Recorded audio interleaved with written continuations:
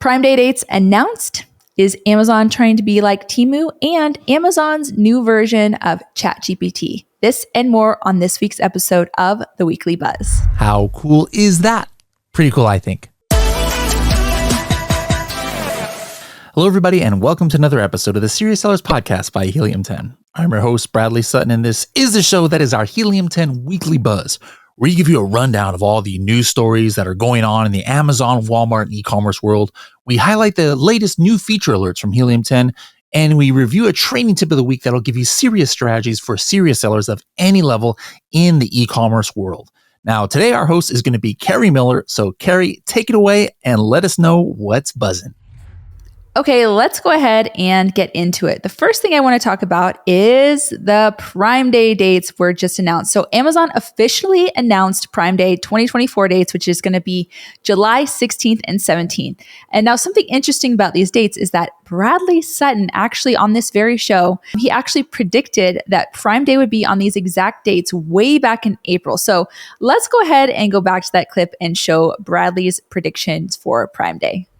Amazon hasn't necessarily announced the new Prime Day, but I'm like 95% sure I was able to figure out when it's going to be. All right, so bear with me. Here's why I think that. And by the way, spoiler alert, I think it's going to be July 16 and 17. That's just my rough guess. So there you have it. Bradley predicted these exact dates for Prime Day. So how cool is that? All right, up next we have Walmart. Okay, so Walmart announced their largest deals ever, which is going to be from July 8th to July 11th. Now, this is coming off of Walmart Plus Week that was last week. So during these days, you can actually expect discounts on pretty much everything. Walmart Plus members are actually going to have early access to shop the best deals of the season by beginning at noon Eastern on July 8th, which is actually 5 hours before the rest of the public actually gets access.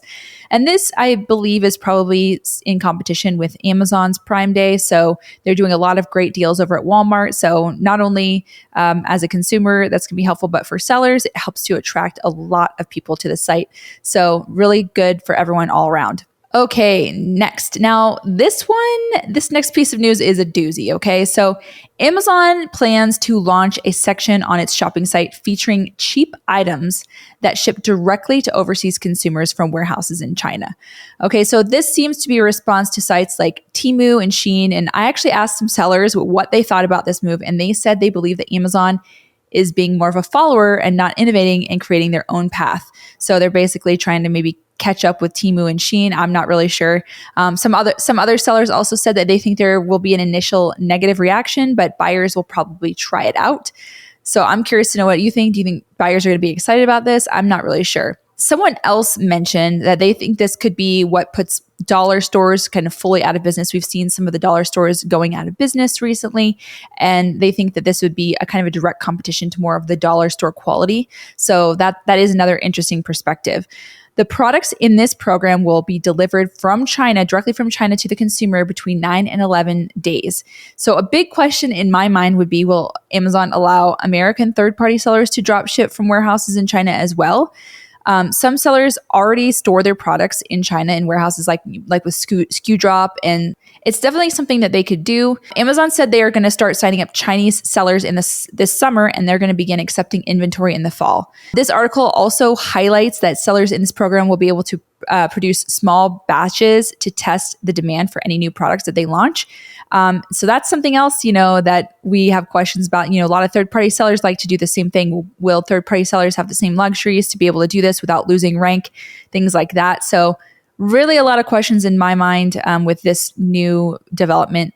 This article also questions if these packages that are coming directly to the consumer from China, if they will be exempt from U.S. customs, since there is a provision that exempts individual packages that are valued at less than $800 from taxation. Now, third-party sellers, if they're not allowed to do this, they still have to pay the taxes that are coming in, when we ship goods in from China. So that kind of defeats the whole purpose of the taxation there. It really is going to hinder maybe third-party American sellers. So that's something to really think about too. All right, so I'm really curious to know what you all think. What do you think? This is a good thing? This is a bad thing? Are you enraged? Are you happy about it? What do you think? Please let us know in the comments. Okay, so that leads me to my next piece of news, and that is that Target and Shopify are partnering to offer a selection of Target's popular merchants, such as their True Classic and Caden Lane, to offer their products on Target Plus. The new partnership with Shopify will expand Target Plus and will give consumers more options to purchase from these selected brands. Target will also be the first mass retailer to work with Shopify to bring select merchants' products into their physical stores in the months to come. If you want to apply to sell online at Target, you can actually go and apply on Target Plus through the Marketplace Connect app. I really do believe that with everything that's happening, all the changes that are going on, I do think it's really important to diversify. So, getting on Target and starting to sell on Target might be a really good option for a lot of third-party sellers. So check it out if you haven't already done that, because it's potentially a good opportunity to not only sell on Target, but to get in Target stores. All right, so the next piece of news is a case study out of Amazon, and this is for Buy with Prime. Now, this is a company called Hydralite, and Buy with Prime showed how they actually helped this particular brand increase shopper conversion and bring in new customers. The study highlights, and they have it down here a little bit, it's highlighting 16% increase in conversion rate, 37% of new customers purchased through Buy with Prime, and 90% of the Buy with Prime customers are new orders. So that's not even the most interesting part, though. I know, if you haven't added this button to your site, it's probably a good idea to do so, but the most interesting thing is I actually saw a post from Destiny Wishun from Better Media on LinkedIn, and she actually showed a screenshot of these Buy with Prime merchants and their ads on the homepage actually directing straight to their actual site. So their direct to customer site, which is really interesting. So I think they might be testing this out, and I'm not sure if it was actually an ad or if what the whole situation was, but there is, if you're interested, you can look on her LinkedIn. There is a whole clip of it, and she shows how these actual little icons on the homepage are leading customers to the direct to consumer sites. So that could be a really good motivation and reason to participate in Buy with Prime if you haven't already done it. I think there's a lot of evidence to show that Buy with Prime is really helpful for your conversion rate on your own site. But then if Amazon's going to start promoting your products on actual Amazon and, directing them to your website, that is something that could be really amazing. So my question is, what do you all think about this? And have you added the Buy with Prime button to your website? Leave comments below on that. All right, so let's get into the last piece of news, and that is that Amazon is working on an AI chatbot internally called Metis to rival OpenAI's ChatGPT, okay? The chatbot is going to be accessible through a web browser, and it's going to be powered by one of the company's internal AI models called Olympus. Olympus is supposedly even more powerful than Amazon's publicly available AI model, which is called Titan. Now, Metis can generate conversational text and image-based answers, provide source links, suggest follow-up questions, and generate images. Amazon also reportedly wants to use retrieval augmented generation, or the RAG method, for Metis, meaning the chatbot would be able to reference knowledge outside of its original training data and therefore could provide more up-to-date answers.